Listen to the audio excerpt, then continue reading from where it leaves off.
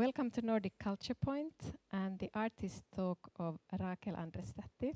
We're really happy to have Rakel here as a residency guest in Residency B28, organized by Nordic Culture Point. My name is Anki Hellberg-Sågfors. I coordinate the Nordic activities in this building and the residency. Here at Nordic Culture Point, we follow safer space guidelines. We want everybody to feel welcome and do not accept any form of discrimination. And if you for some reason feel uncomfortable, you can contact me or my colleague Amanda, who's back there.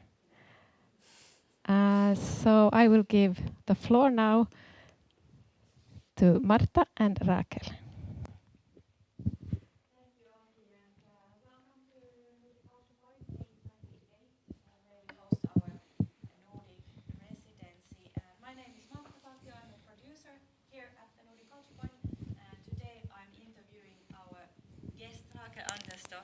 Welcome, Rakel. Thank you. Hi. Would you like to shortly introduce on your own words?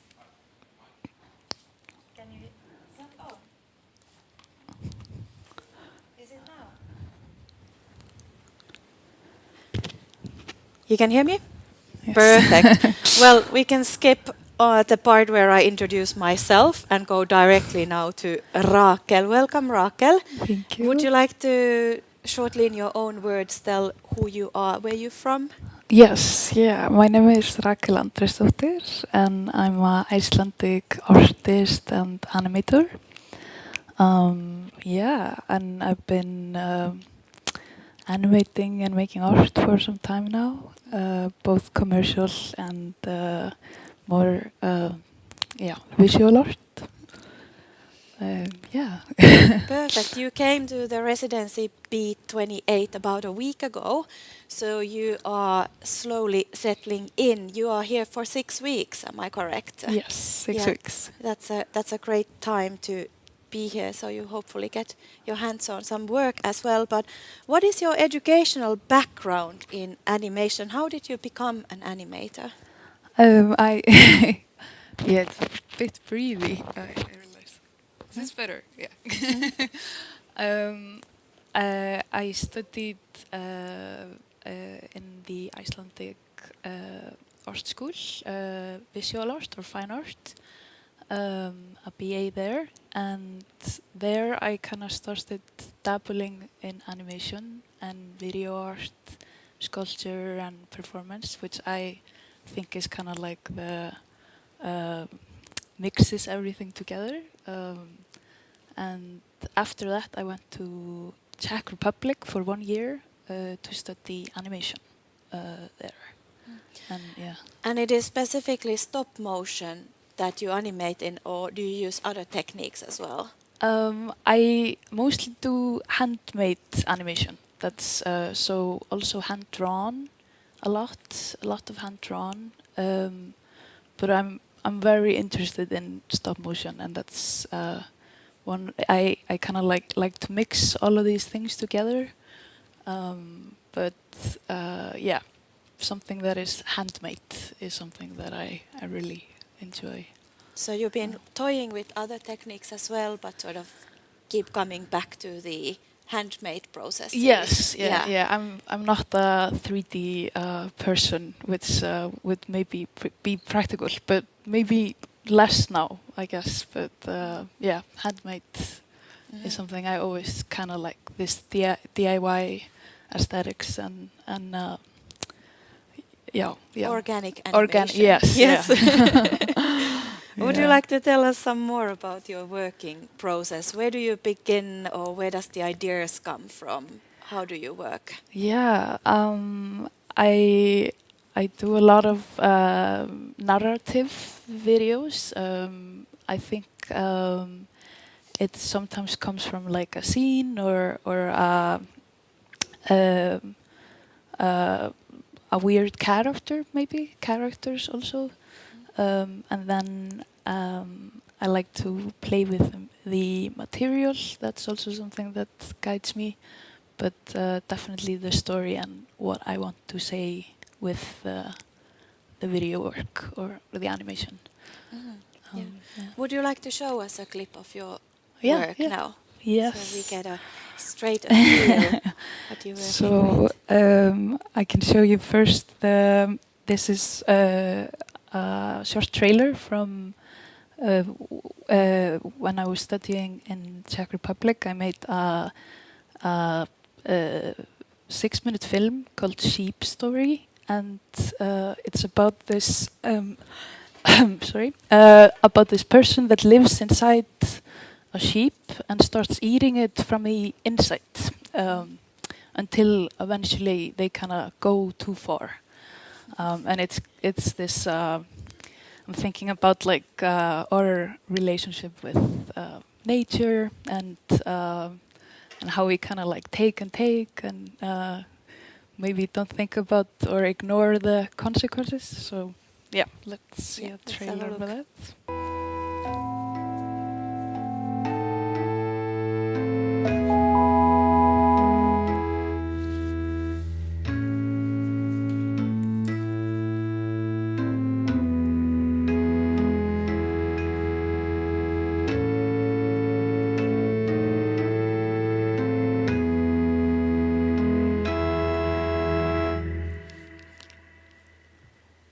Yeah, so this was a short trailer, and I had also another one which kind of like explores similar themes, and it's about a woman that meets a fish when she takes her smoke break from the fish and chip restaurant she works at, and she decides to kind of like go with him to a journey to the home of the fish.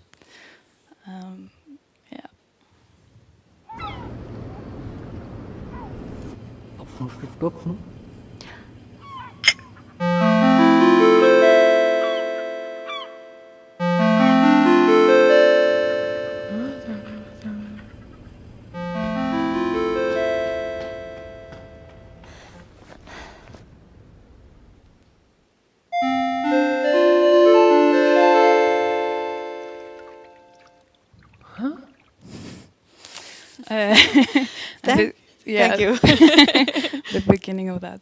Yeah. Maybe I can have yeah, this that can one. stay. Yeah, perfect. Thank you so much for these teasers. I came to think that is it like intentional that your animations they like fairly humorous and a little bit absurd. Is that your personal style or is that just how they come to be? Yes, I think they sometimes I think I'm making something very, very cute and nice, and then I realize I made something super creepy and offbeat. But I think that's maybe the kind of like inherently in stop motion, because it is a very creepy medium. That's what I've heard, and I also agree, because I puppets and everything is kind of like I used to have kind of nightmares about that as a kid. So it's very interesting that I'm very much only doing that now. Maybe I was already setting in the mood before, but I was thinking of maybe something that could work as a stop-motion storyline today. We used to have problems with the locks in the toilets here at B28. And I was thinking that, oh dear, what if right now I would get stuck here? What would I do? And I thought that, okay, what do I have with me? Do I have a phone? Can I call anyone? Or maybe I should just make a house out of this toilet and start planting plants and making it a home and stay there, never come out. So maybe that could work in a similar way. Yeah. It's a stop-motion concept. Yeah. But let's come out of the toilet to the rest of the B28 and talk a little bit about your residency here at the Nordic Culture Point. What are your current projects that you're thinking to work on here? There are a few that planning on working on, and already kind of started working on. But one thing, for example, I'm gonna start or keep on developing this short film about how we kind of like talk to children about death, and it's called Funeral for a Bee. And while I'm here, I'm gonna have a workshop with kids from the island and From the local school. local school, yes. And we're gonna have a short animation and drawing workshop where we talk about these themes about how children perceive death, and then what their ideas are. Is there afterlife, or is are you just dead, or is there heaven or hell? And You said earlier that you have done this similar or same workshop previously on another residency in Estonia, in Narva, and some of the kids there had really like out there ideas that just sort of speak to maybe to the creepy format and also to the creative mind. Would you like to name a few thoughts that these kids had about the afterlife of the bee? Yeah, I was very surprised because first I thought maybe it would be more just something like from an American movie or something that's heaven or hell and nothing else. But there was, for example, a disco party with all the insects in the afterlife, and then there's the bee and the bee starts a love affair with a butterfly, which I thought was super beautiful. And then the bee is on the beach and drinking flower juice or eating ice cream, and it's just it was just a lot, very surprising and very fun. So yeah. But also there were some very creepy ideas, which I thought was very fitting, because children are super creepy too, and that's they say sometimes so unnerving things in a very cute way, which I think is also something perfect for animation and these. Yeah. So maybe stop motion lends itself to all of us, since we have our inner child somewhere, or maybe the inner creeps. Yeah. With the workshop here on the island, you're also thinking to use some of these viewpoints that the kids are gonna then hopefully draw or tell about, also as a material for your own works.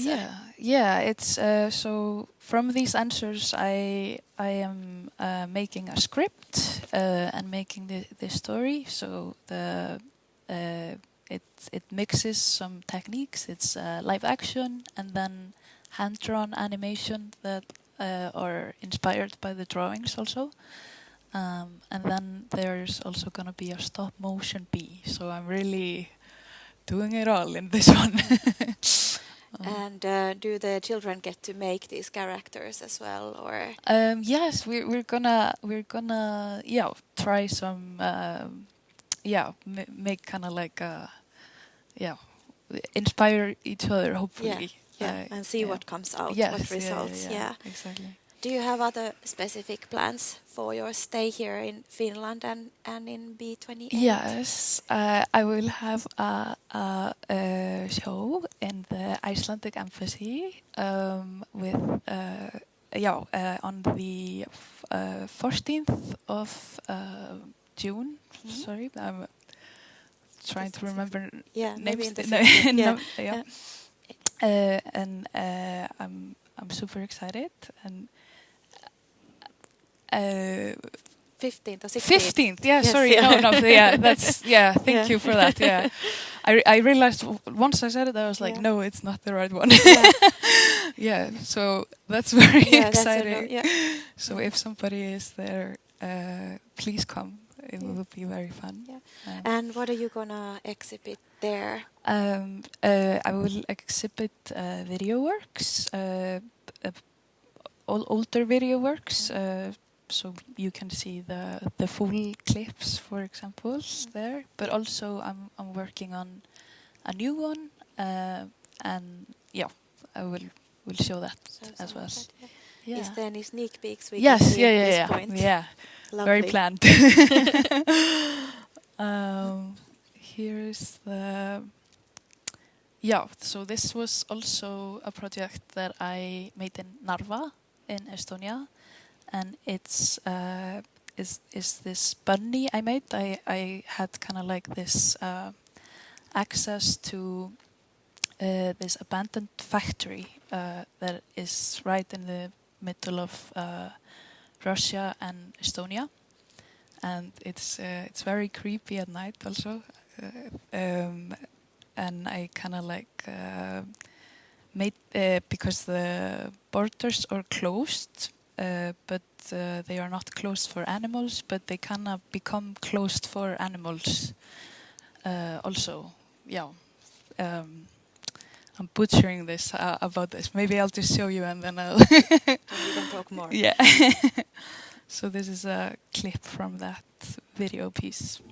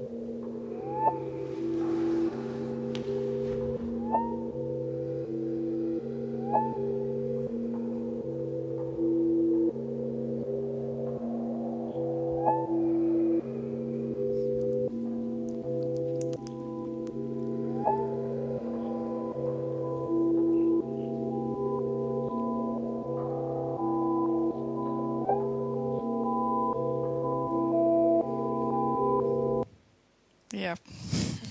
So a little clip from that. Thank you.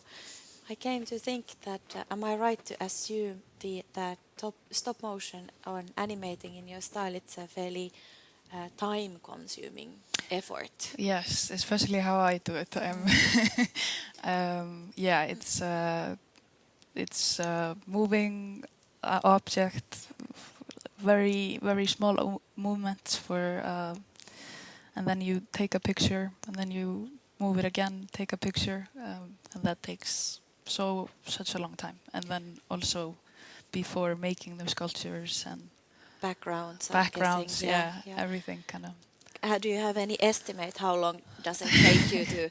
Maybe it varies from product to project to project, but do you have a sort of rough guesstimation how long does it take to create, for example, 3 minutes of ready? 3 minutes could take all from, I mean, depends on a lot of things, but it could take like a month or something. No, or more. If you're doing it like, for example, the 6-minute short with the sheep, that took 4 months, and that was 6 minutes.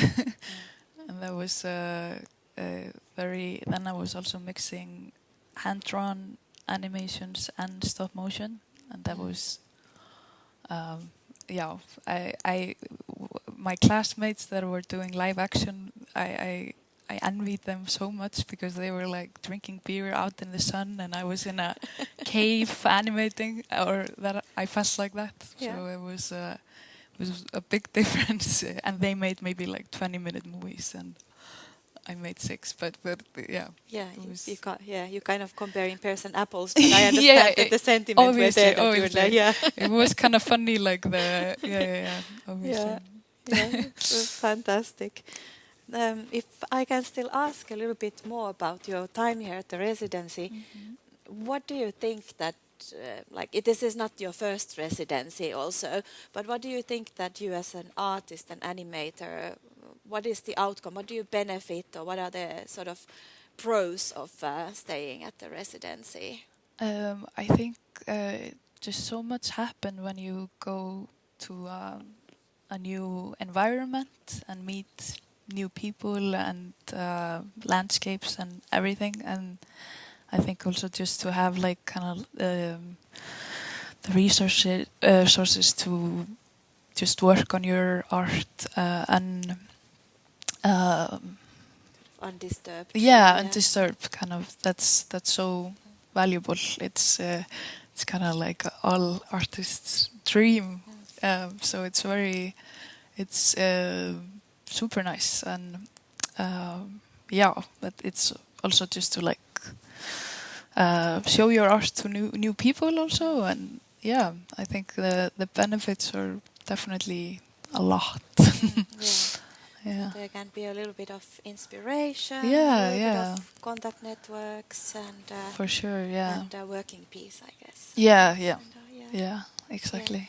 At least here on the island, you of course came now at the beginning of the summer, so Yeah. we have quite a lot of tourists around. But middle of the winter, it can be a different experience. Yeah. You can almost go inside to a cave, like you said. You Yeah. can animate in your figurative cave. But I hope that you get also some working peace while you're staying here and inspiration, if not anything else. Then into your other contemporary projects. You mentioned earlier when we were talking after you arrived that you are, for example, making music videos for Icelandic artists. How did that come to be? Yes, I think that's very, at least,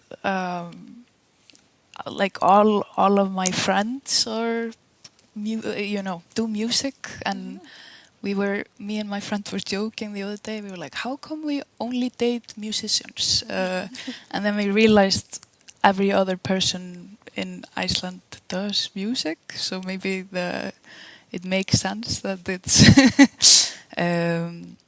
musicians or yeah. So, but these are two of my old friends, and they are great artists. It's so I'm making a music video for Katrín Helga Ólafsdóttir, or Ká Óla, and she's making this like big Beyonce type of thing, like music videos for every song on her album. So that's going to be very, very exciting to be a part of that, and I'm going to work on that a little bit while I'm here.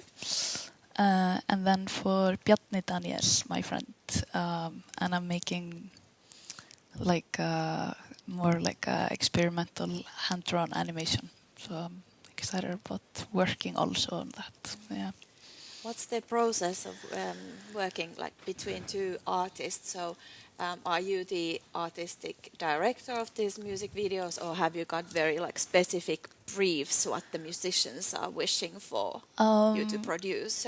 I think I got a lot of creative freedom on both of these projects, but of course it's a collaboration and bouncing off ideas. But I really like this format of music videos, especially for animation, because it's and in my works I often work with musicians or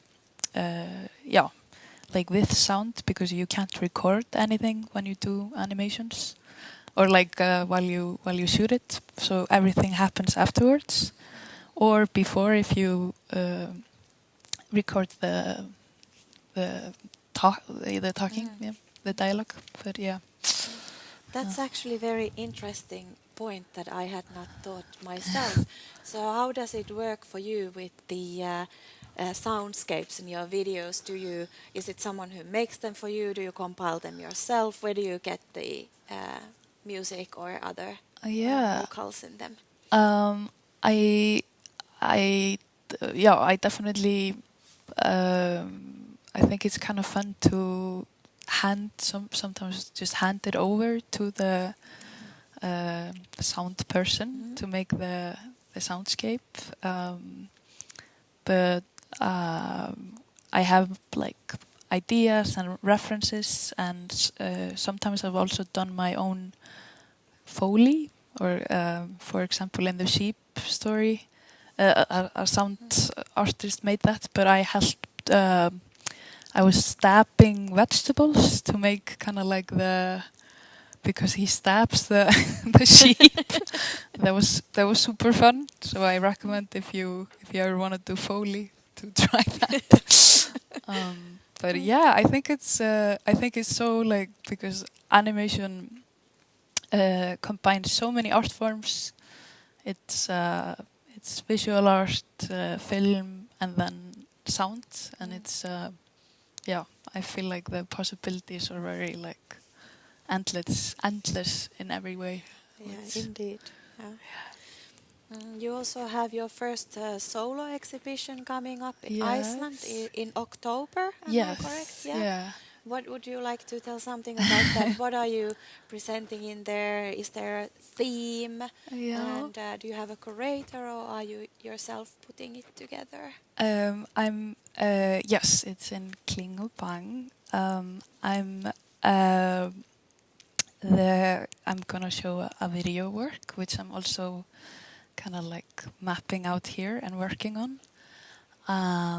And my supervisors, that's what it's called, I think, the umsjónarmenn, or Rakel and Ævar, and that it's kind of like their first curatorial in Klingopang, I think, but yeah,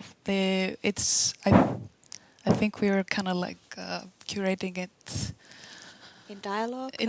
Yes, yeah. So yeah. But it's gonna be video work. Video work and sculpture also. Sculptures, yes, all right. Yeah. And where did you say it takes place? In Klingopang. Yes. Klingopang. Thank you. You also have something exciting happening during your time here at the residency B28.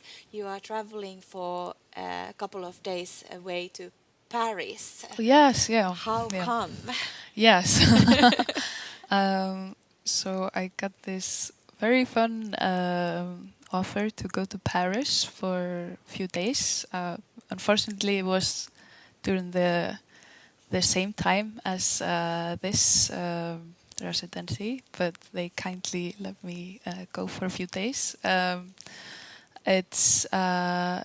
I'm showing my animated documentary called Cherry Tomatoes, and it's gonna go to a few places, and this is kind of like the opening week of that. It's exciting. And was it so that the Cherry Tomatoes it won the Icelandic Edda Prize for the best short form documentary? Yes, yeah. So now you're going to promote that via Yeah. that prize to Paris. Yeah. That's so, well, congratulations. Thank you. Yeah. And we only encourage our artists in residency to benefit all the opportunities they have while and during and after their stay here. So it was only fantastic news that you got this opportunity in Paris as well. I'm quite interested about this Cherry Tomatoes also because I read that it is called AniDoc, documentary and animated form, and you've mentioned it also in conjunction of your some other works as well. For example, this project with children, the funeral of the bee, that it's in a way a little bit of like a documentary work since you are documenting the kids also. How do these two concepts sort of marry in together? Documentary that from an outsider's perspective, one thinks that it's like sort of very raw facts, but you are animating. So there's something very fascinating in there. Yeah. Do you have yourself any thoughts about that? Yeah, I think animation is kind of perfect for documents because of the especially for like memories, because sometimes we we don't have pictures of something that happened, or like it doesn't. Maybe we have a picture, but it doesn't kind of like convey the feeling. And I think, yeah, it really like breathe life into these memories and these facts. And I've also I've worked on this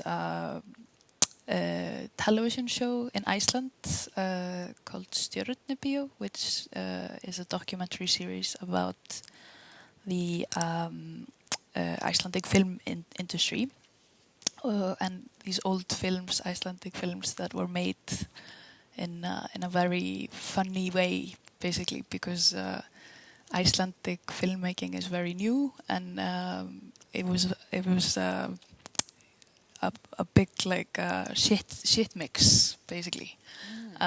People were like driving, you know, an uncle of somebody was driving something, and like all these stories are very, very funny, and I was animating these stories which were not documented. So I think like yeah, it works very well to animate stories, at least. That Yeah. is, yeah. Yeah.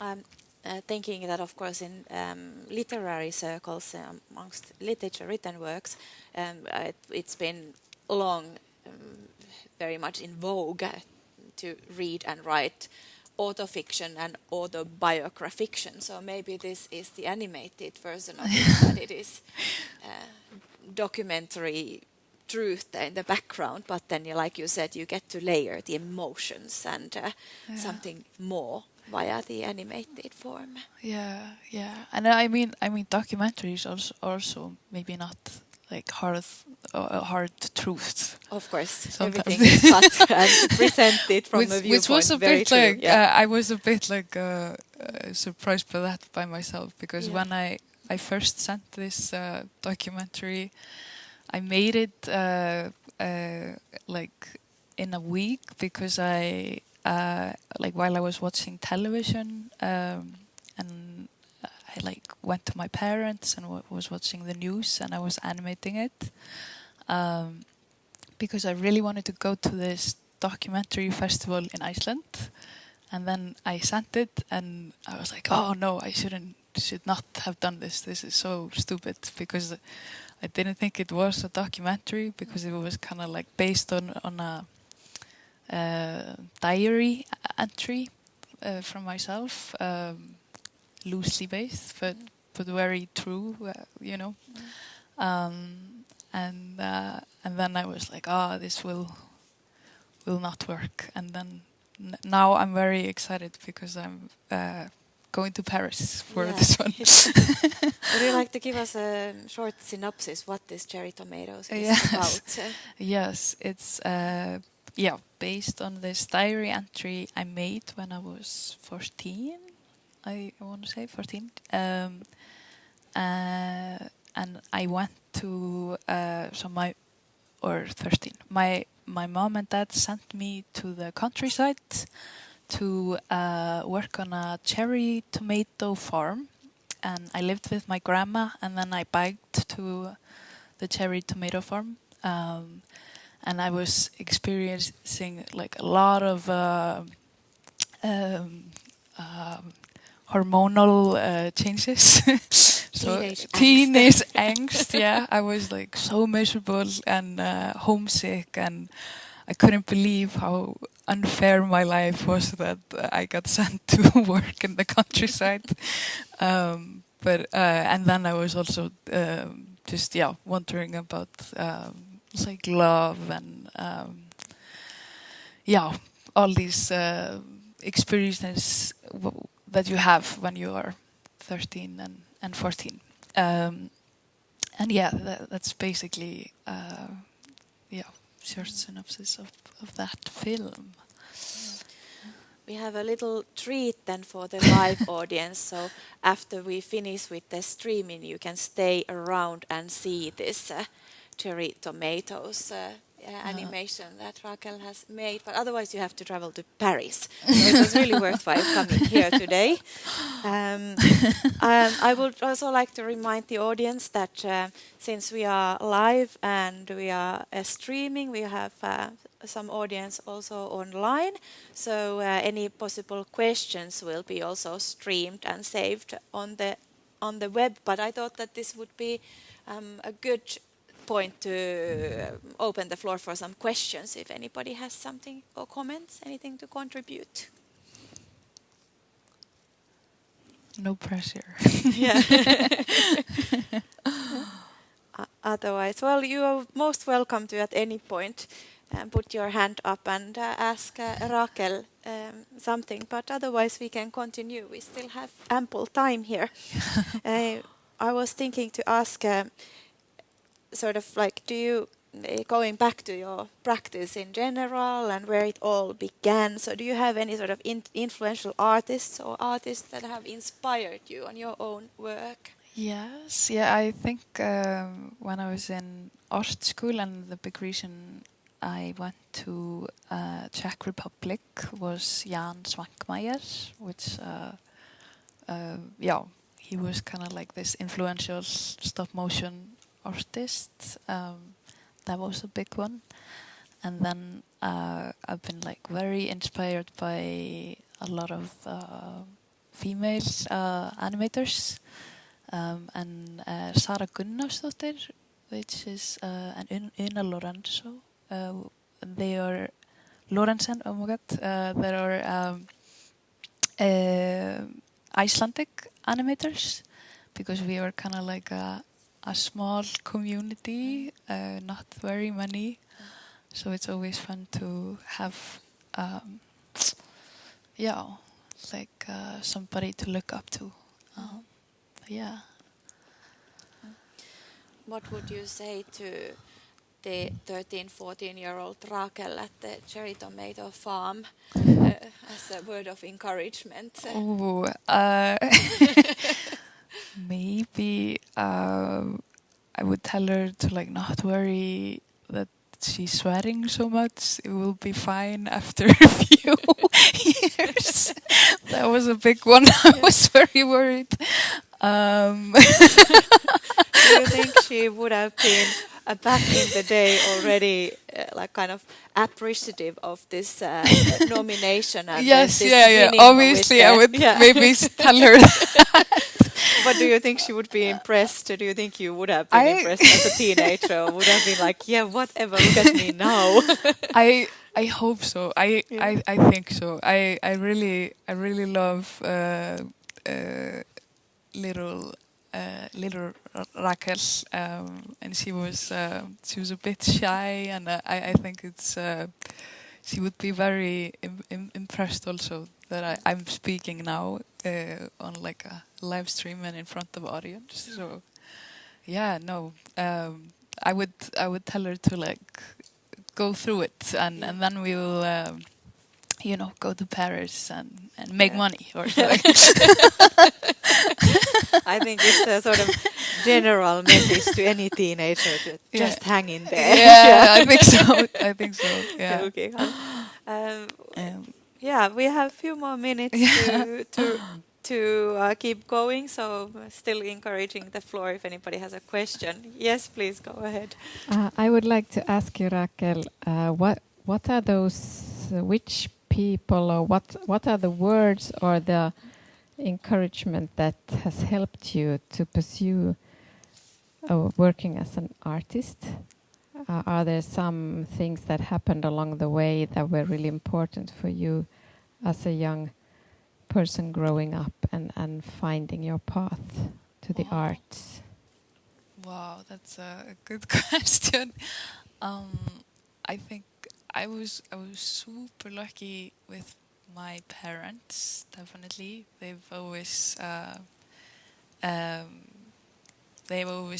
been like my biggest supporter, and hang my drawings and art up on the wall and on the fridge. I think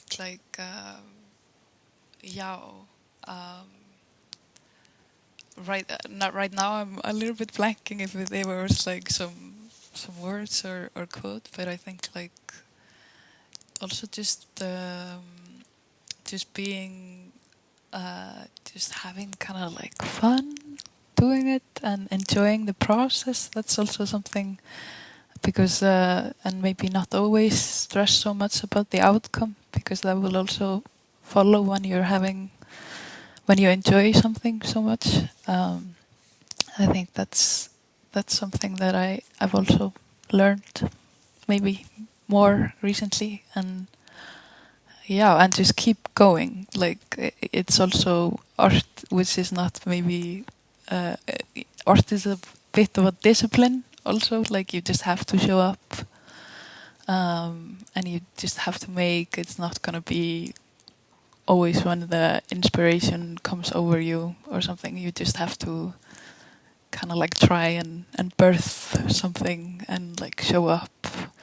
But I used to be a big sports person, so I think like to show up to practice, like go to the studio, that's also important. But yeah, I think That's a really good way of describing it. It is a good reminder for us who work also in different fields that also art and being an artist, making art is also a muscle. So you have to put in a lot of work and training. For sure, yeah. With the outcome. So like you said, it can take 4 months to produce 3 minutes of material. So this a good way. Yes, please, another question. Hi. Hi, Rakel. I'm the ambassador of Iceland here in Helsinki. First of all, congratulations on all your successes. It's great to follow. I'm so proud to be an ambassador of Iceland here and with you here at the residence, and it's great how art is flourishing in Iceland these days. There's so many fantastic artists, and you are making it, and that's great. I have noticed in my work that that Finns and Icelanders, they kind of click. There is something there. And I'm also ambassador to Estonia, and it's similar. And now you have been in residencies both in Estonia and Finland. And I have also noticed that there are a few Icelandic artists here in the room. I noticed that there is a lot of connection between Iceland and Finland when it comes to art. Would you have any, before I ask the question, I would love to see all of you at our home, and I'm honored that Rakel will be exhibiting her work in our home on 15th of June. 15th. 14th. It is about this connection. Would you have any comment on that? Yeah, it's a good question. One thing I thought about, for example, is like we are all part of this Nordic Nordic area, but we're not part of Scandinavia, for example, and the kind of even though Icelandic is obviously way closer to Swedish, Danish, and Norwegian, we are also our language is kind of different, and Estonian and Finnish too, definitely. And I think it's maybe some kind of like how I see it, kind of like some offbeat, quirky characters. Maybe I'm doing like stereotypes too much, but yeah, that's I also connect to Finnish and Estonian. Kind of like cultural.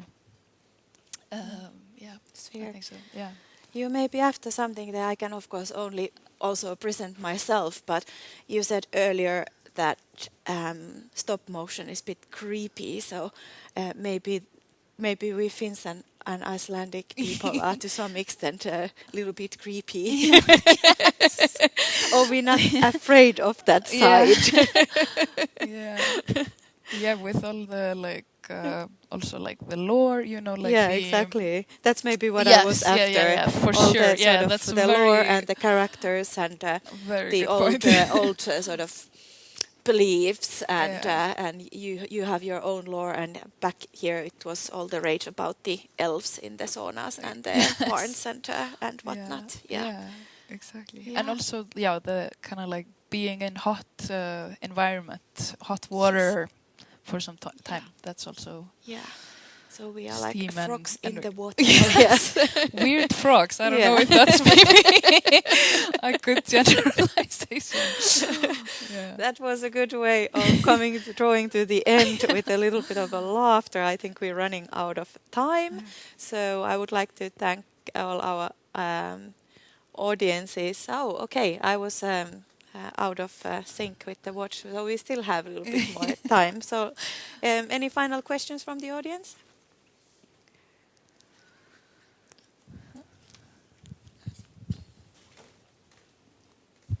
So in the animations we met a sheep and a bunny, and now there's going to be a bee. Yes. Why these animals? Good question. I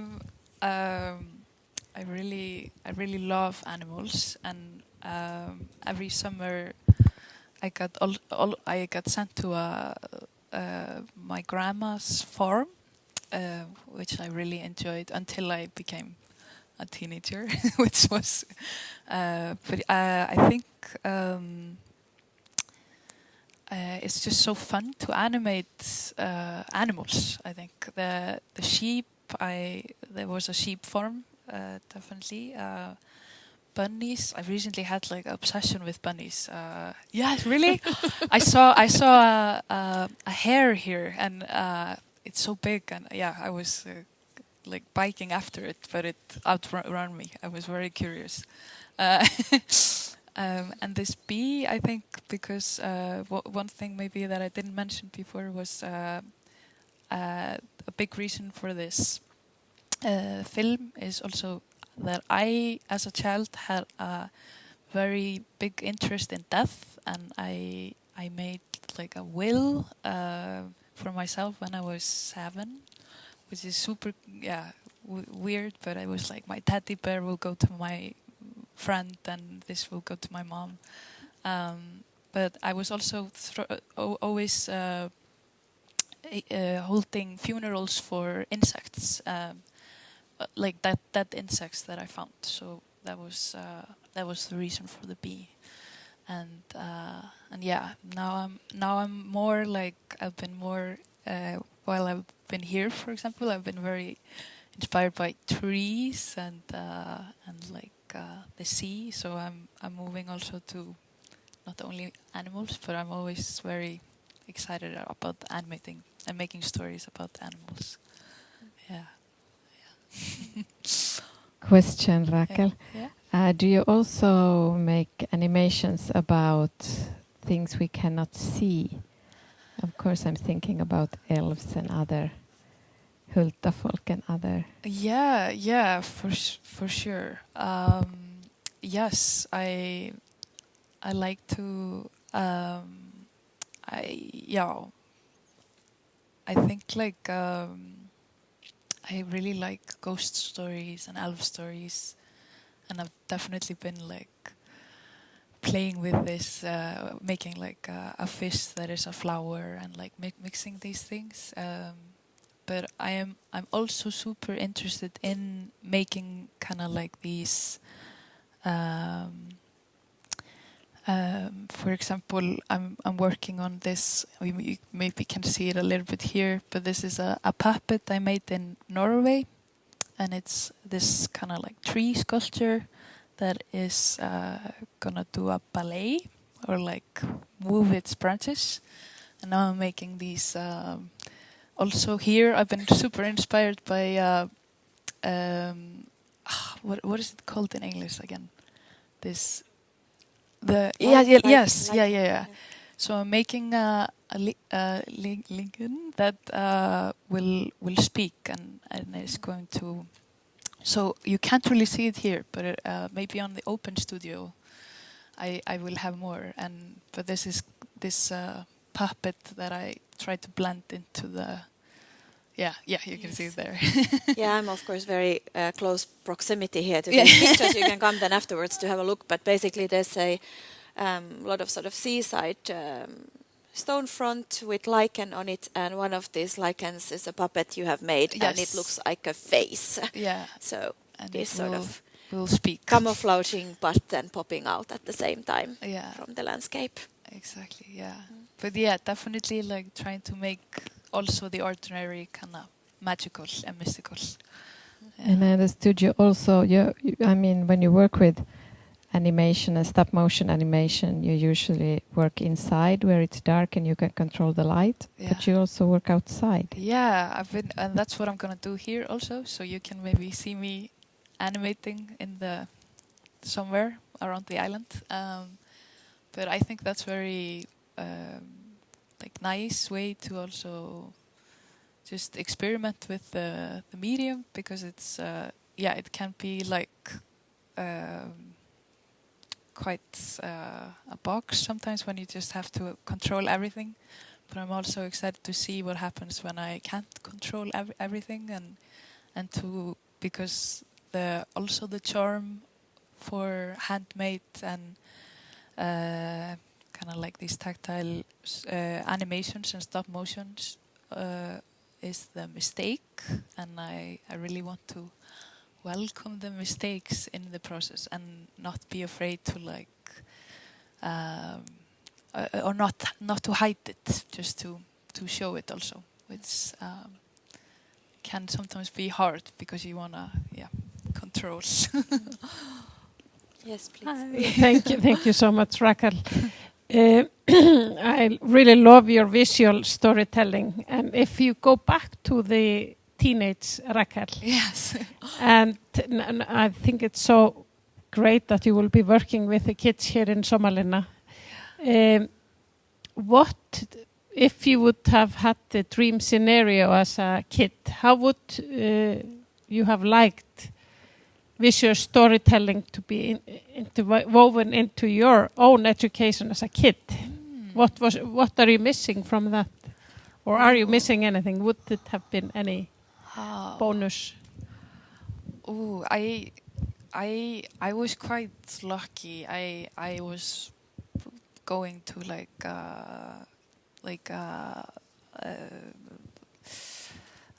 well, blanking on the name. Art school. Art school. Yeah. No, just to these seminars. And then I went to the library and was like writing short stories one summer. So I was very lucky that I got encouraged to go to these things and had the opportunity to do it. But I think like that's very important for everybody, even though not everybody will want to be artist or write stories or make films or whatever. But it's just so important to have the opportunity. And I think like just to have like just myndlistarskólinn and the libraries were a very big part of like just this playfulness, which was very, very important, and it's still important now today for me. Like now I'm going back and like asking them for if I can continue this. It sounds like you both were inspired as a child, but also now that you continue working with kids, so the sort of this childlike wonder is still part of your work in many ways. It's very much playing. It's just like playing with dolls with this. Without anyhow neglecting that you of course are now a full-fledged artist and winning prizes and producing absolutely fascinating work. So it's so fun to follow also here from the viewer's seat. Would you like to still tell, is there a dream project you would like to do, and what would that be? What would be like kind of dream commission or your own vision? There are few. One of them would to be to do the Christmas calendar in in Iceland to do an animated Christmas calendar. Would love to do that. And then there are just to continue to make short films, animated films, and then music videos for artists that I really like. So I think these are maybe the dream projects. Sounds good. Yeah. And just a small recap before we start drawing to the end. What is coming up with you is now this nomination in Paris, and then you have your solo exhibition in October in Iceland. Here in Helsinki at the Icelandic residency, you have a show while your stay here. But what about for those who are online and unable to travel to Iceland or to Helsinki? Can we expect to then see these music videos somewhere online when they come out? Yeah, for sure. Yes, I think the music video is one is gonna, I don't know when, in sometime maybe, I think both in August, let's say that. Yeah. I think that's... Okay, early autumn maybe. Yeah, Yes. early autumn, yeah. That's what we're aiming for, at least. Yeah, that sounds good. Yeah. Any final questions from the audience? If not, then I thank our viewers online, and I also obviously thank all of you who have arrived here, and I recommend that you stay after we are done with the stream. But at this point, thank you for everyone who joined us online or watches this recording later on. And hope to see you again at our events here at Residency P28. And if you want to see more of Rakel while you are here, you have an open studio on the 8th of June. So that is the next opportunity to come here and maybe in more tactile fashion to see and tinker with you and about your art. Yes. Thank you.